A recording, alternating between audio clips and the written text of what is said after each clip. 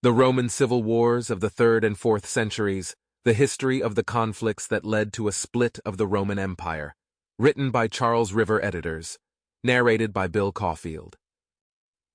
Introduction. The 50 years following the assassination of Severus Alexander on March 19, 235 AD has been generally regarded by academics as one of the lowest points in the history of the Roman Empire.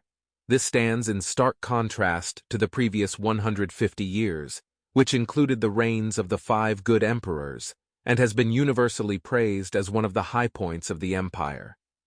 Severus Alexander was the last of the Severan emperors, and the subsequent years of crisis, 235 to 285 AD, were characterized by a series of short reigns, usually ending in the violent death of the reigning emperor. At the same time, this period of time also saw the empire beset by threatening forces on all sides. The Romans faced a newly resurgent Persia in the east, as well as significant forces from German tribes on the Rhine and Goths along the Danube.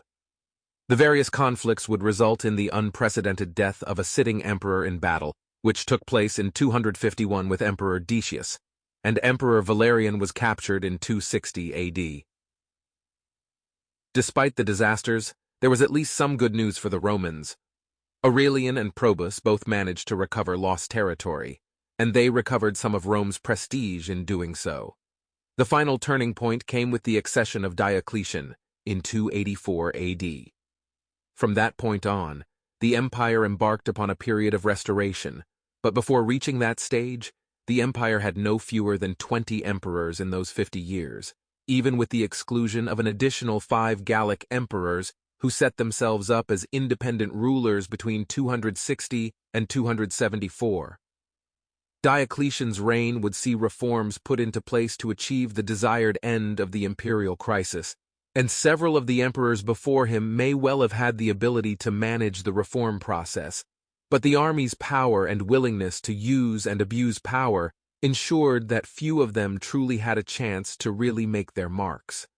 It was the worst period in the history of the Roman Empire to that point, even as it forced the Romans to deal with belligerent foreign powers and problems created by the emergence of increasingly powerful and populous provinces. The pressures created by population growth, both within the empire and outside of it, have been thoroughly researched, but more recently, issues created by climate change have also commanded attention. The previously held assumption was that population increases in modern Germany and further east pushed hostile groups into Roman territory, and it is now believed that in the 2nd century. Sample complete. Ready to continue?